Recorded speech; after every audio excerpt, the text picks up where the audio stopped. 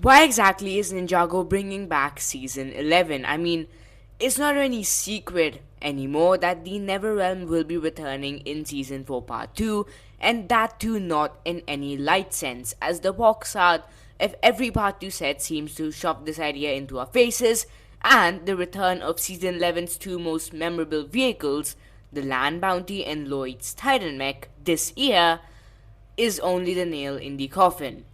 Well, it shouldn't be as big of a surprise, as all things considered, Dragon's Rising has somewhat of a policy to bring back or introduce new realms with each season, so it's fair enough to see the Neverrealm back. What's weird is how they seem to be planning to fit season 11 into the overall story. Going back to an old realm is one thing, but reintroducing the specific vehicles the ninjas used in that exact season is a completely different one. Now, that being said, what intrigues me further is that Season 4's Part 2 has the potential to be revolutionary or bloated. I say this because both the sets and the show, to some degree, support the idea that Imperium is done being part of the story, except that they've brought back Sora's parents and kept Beatrix alive to use for the future.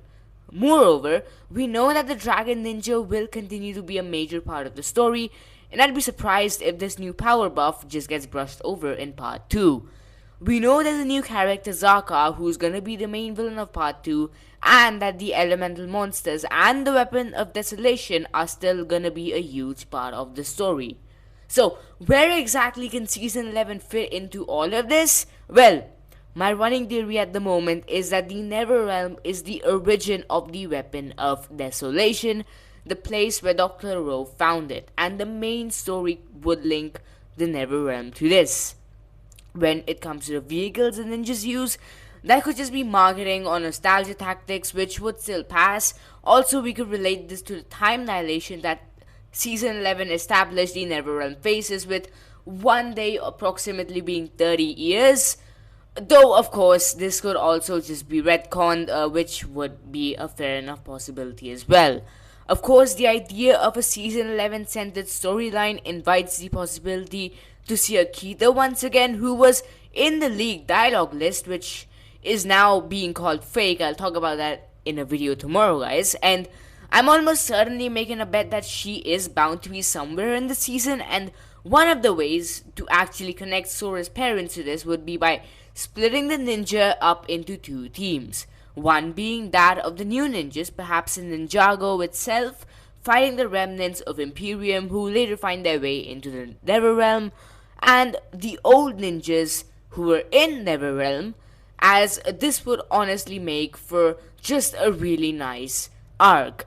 Considering we haven't seen these ninjas together since years at this point, Zarkar would also be a nice change, as he'd be more of a solo type of enemy as compared to the villain factions, which is something that we have not seen in Ninjago in a bit of time either. That being said, I'm still gonna be cautiously optimistic about Season 4's second part, as we don't even have a trailer or story leaks for these 10 episodes yet, because there's still a good shot that this can still end up bloated. Anyway, what are your thoughts on this, and how would you want part 2 to unfold? Comment down below, like, subscribe, do all that fun stuff, and I'll see you all tomorrow.